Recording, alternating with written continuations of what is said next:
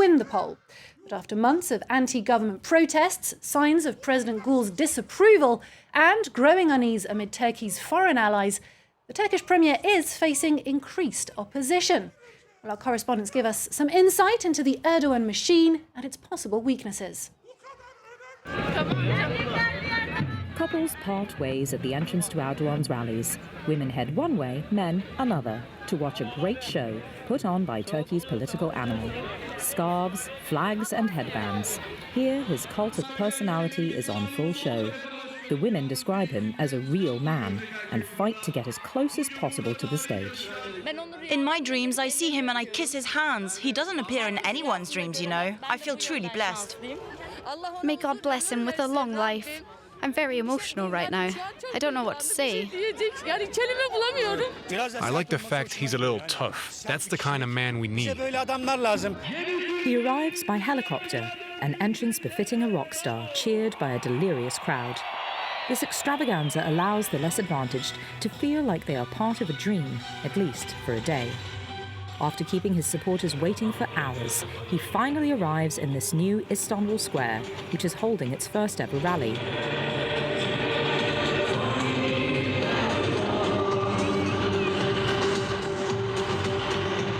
For the past month, the Turkish Prime Minister has been travelling throughout the country, putting all his weight behind the municipal elections. This will be the first chance to vote after months of anti-government protests and in the midst of a political and financial scandal. Yet Erdogan is not pulling any punches. I ask you, what is the point of politics? To be the leader, to be in power. Now in the West, if a leader loses an election, they step down. But our opposition isn't like that. If we don't win this election as the first party, I will step down as chairman of the party. In power for 12 years, the AKP, or Justice and Development Party, takes pride in having improved the quality of public services in Turkey via construction works such as the extension of public transportation to the lower middle-class districts of Istanbul, where the AKP has its strongest support. In Bağcılar, a metro station has recently been opened. For the local AKP mayor, who is standing for re-election, Erdogan is the force behind this change. Take a look at Turkey today. Apart from our Prime Minister and the concrete, forward-thinking AKP party candidates, not a single candidate nor one leader is capable of creating projects for this country's future. But despite the progress it has made, the Islamo-Conservative Party is being severely tested. The main reason is that Erdogan is seen to have an authoritarian attitude. His image has also been tarnished by charges of corruption. Göksel Göksu has been following Erdogan since his political beginnings 20 years ago. She says she no longer recognizes him. I'm hearing a lot of people say, God forgive me, but I'm going to vote for the main opposition party, the CHP. There are a lot of people who don't toe the CHP party line, but will still vote for them just to get rid of Erdogan. These voters mean to punish Erdogan, whose Justice and Development Party risks losing votes for the first time since it was formed. This shows just how uncertain the future is for a leader whom many, nevertheless, consider as having had the most profound effect on Turkey since its founder, Mustafa Kemal Atatürk. Well, for more on this, we're joined now by our guest, Turkish history and civilization professor Samim Akgönül. Hello. Thank you for being with us on France 24. Hello. Now, there appear to be two main elements Thank here. you. Erdogan's political record and persona on the one hand, and then the political alternative to the AKP on the other. Let's start with Erdogan's achievements. Can you give us a sense of how he's brought Turkey forward in the last 12 years? There is a social achievement.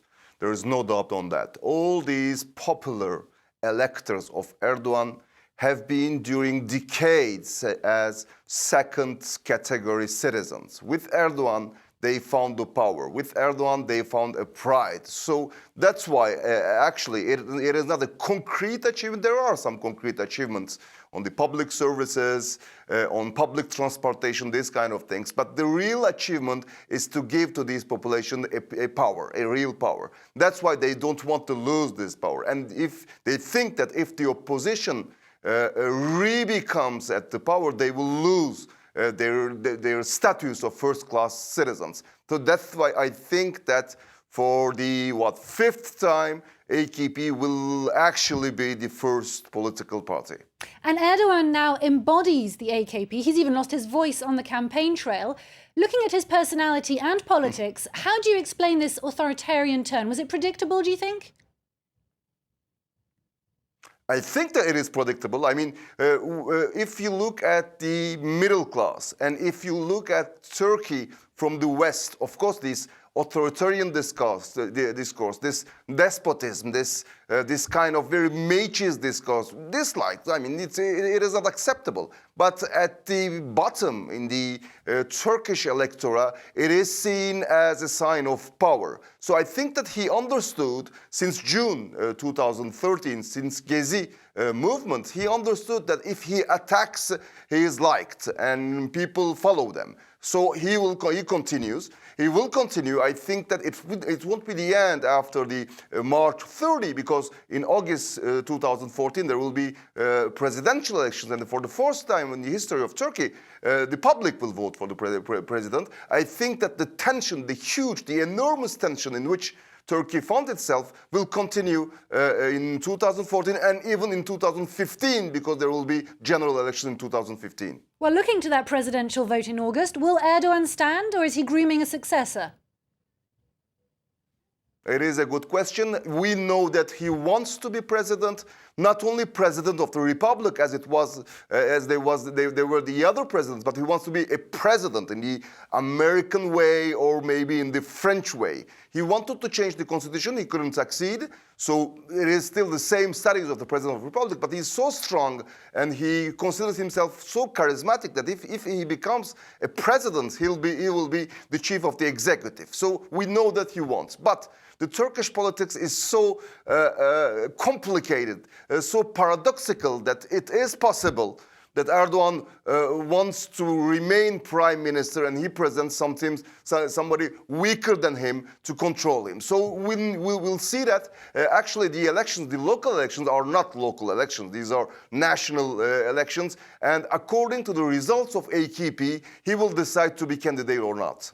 Well, moving to the opposition now, can anyone muster the political support to offer a credible alternative to AKP? And if not, why? Well, there are three main opposition movements. The first one is the Kemalist movement, CHP, the historical Kemalist party. It showed itself as a social democrat party. It's never been a social democrat party, but for this election, for local elections, the strategy was very disturbing for middle class electorate, because it was the opening towards the right-wing parties and even the far right-wing parties, nationalist parties, especially in Ankara, at the capital, Turkish capital, but in other cities, the candidates proposed by CHP were nationalist candidates. So the nationalist votes are just targeted by CHP. The second movement is precisely the nationalist movement, and we know that because of the peace process, well, it's difficult to call it peace process, but the peace process between the AKP and Kurds, nationalist movements obtained some kind of support in the population, so they will be around 15 or 20%. And the third one, maybe the main opposition, is the Kurdish opposition.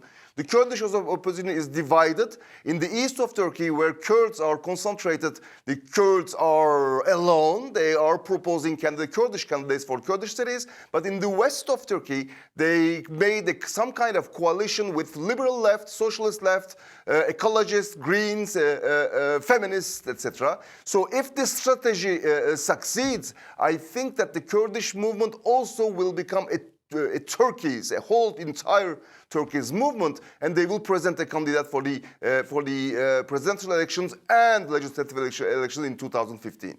Well, looking now to Erdogan standing on the international stage, does that foreign plot rhetoric have a real impact on foreign policy and international relations? Well, yes, precisely. There are two types of foreign policies. The first type was towards Europe, the Western powers. But during the elections campaign, this West has been so insulted by AKP that they cut all the bridges. For instance, we will see after the elections. The second direction was Middle East. There was a huge new strategy of Turkey, of Ankara, of opening to Middle East. It started by Iran, and then Iraq, and then Syria. But it collapsed. It's a failure. It's a failure with Iran. It's a failure with Iraq. And especially it's a huge failure with Syria. The last hearings that we have heard, certainly illegal conversations, shown that they are protected. They are preparing a kind of attack to Syria. So it's very important, and it has been heard by Middle Eastern powers, and including Israel, of course. So the situation, the foreign situation of Turkey is more and more complicated. I hope that after the local elections, but especially after the presidential elections, there will be more calm and relaxed foreign policy. Sami Akgünül, thank you so much for giving us your perspective on that story. Thank you for having talked to us on France 24. Well, that's it from the France 24 newsroom for now. Stay with us for a full news update at the top of the hour.